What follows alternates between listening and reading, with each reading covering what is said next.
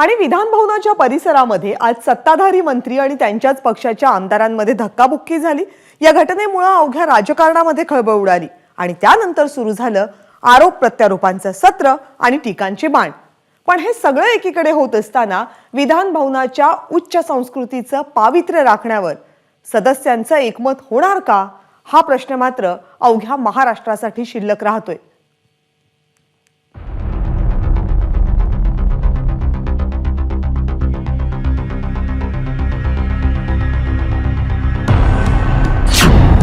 विधान भवनात मंत्री आणि आमदाराची धक्काबुक्की। दोन्ही सभागृहात धक्काबुक्कीचे तीव्र पडसाद। विधान भवनाच्या लॉबीत मंत्री दादा भुसे आणि आमदार महेंद्र थोरवे यांच्या धक्काबुक्की प्रकरणाचे तीव्र पडसाद दोन्ही सभागृहात उमटले। विरोधी पक्षाने सरकारला चांगलंच धारेवर धरलं। लॉबीत कोणत्याही माध्यमांचे कॅमेरे नसतात, त्यामुळे लॉबीतला सीसीटीव्ही फुटेज पाहून कारवाई करण्याची मागणी काँग्रेस नेत्यांनी केली। त्या सरकारमध्ये कोल्ड वॉर सुरू आहे।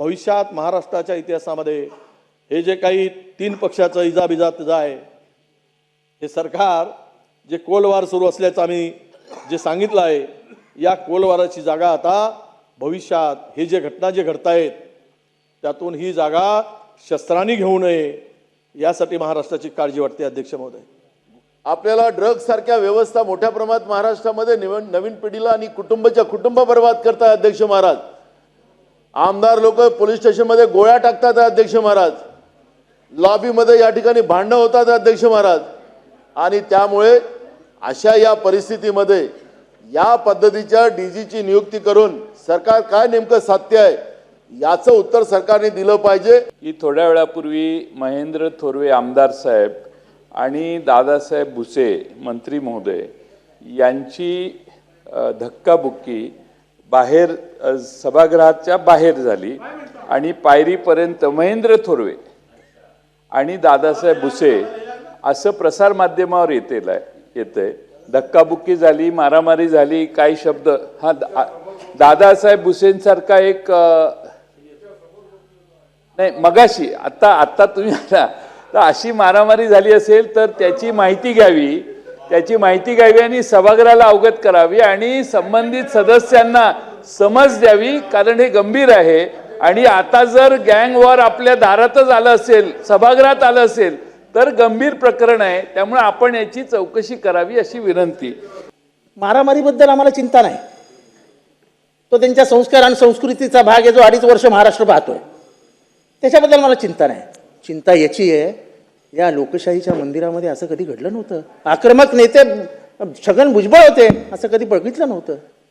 हा लोकशाहीच्या मंदिराचा अपमान आहे।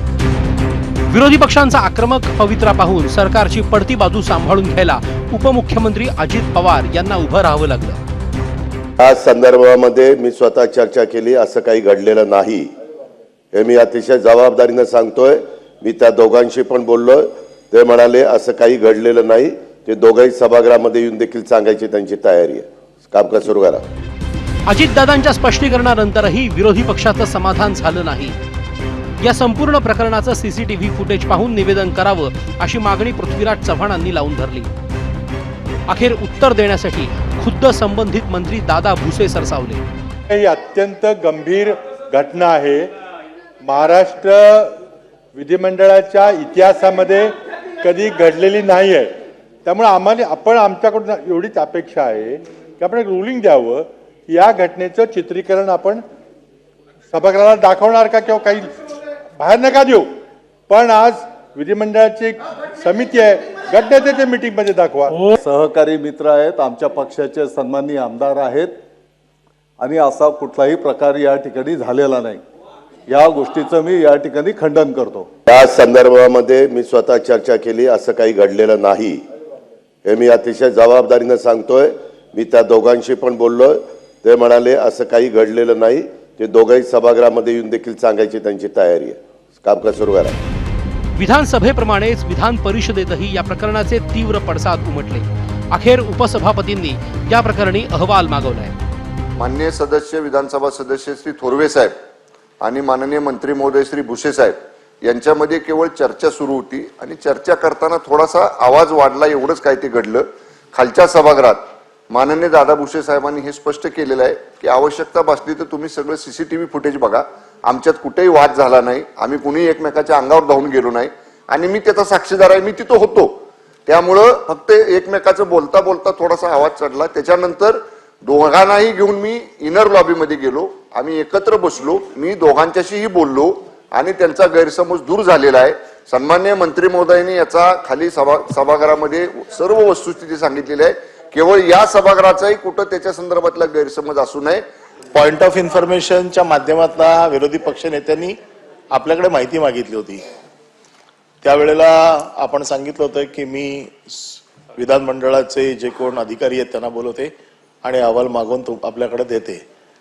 मंत्री महोदयांनी खुलासा केला, हरकत नाही, पण राजकीय भाषण आम्ही त्यांच्याकडनं अपेक्षित नव्हतो करत, माहितीच मागत होतो. ही बातमी टीव्हीवर चालली होती इथे म्हणून त्यांनी मांडली होती. आता याच्यावरती नाही आम्ही एकत्र भासवलं जात आहे. आम्ही फक्त आपल्याकडे माहिती मागितली होती, आम्ही काय त्याच्यावरती चर्चा केली नव्हती. दिनांक 1/3/24 रोजी 12:30च्या दरम्यान माननीय मंत्री श्री दादा भुसे साहेब व माननीय आमदार श्री महेंद्र थोरवे हे विधानसभा सभागृह येथील लॉबीमध्ये चर्चा करत असताना प्रवेशद्वार क्रमांक 9 येथून बोलत बाहेर आले. मेन पोर्टच्या दिशेने जात असताना विधानसभा सभागृह प्रवेशद्वार क्रमांक 10 जवळील पॅसेजमध्ये त्यांच्या बोलण्याच्या आवाजाचा स्तर उंचावला. त्यावेळी तेथे माननीय मंत्री शंभूराजे देसाई साहेब आले. ते त्यांच्याशी बोलून माननीय आमदार श्री महेंद्र थोरवे आणि माननीय श्री मंत्री शंभूराजे हे एका दिशेने निघून गेले व तेथून दादा भुसे साहेब पुढे निघून गेले. हा माझ्याकडे अहवाल आलेला आहे. झालेल्या गंभीर प्रकरणाची विधिमंडळाच्या दोन्ही सभागृहांनी गंभीर दखल घेत सरकारला सवाल विचारले. मात्र या प्रकाराचं राजकारण न करता भविष्यात असे प्रकार टाळण्यासाठी सर्वच पक्षांनी काळजी घेणं अत्यंत गरजेचं आहे. कारण विधिमंडळाच्या प्रतिष्ठेला बाधा न पोहोचवणं ही सदस्यांची जबाबदारी आहे. ब्युरो रिपोर्ट, ABP माझा. ABP माझा, उघडा डोळे बघा नीट.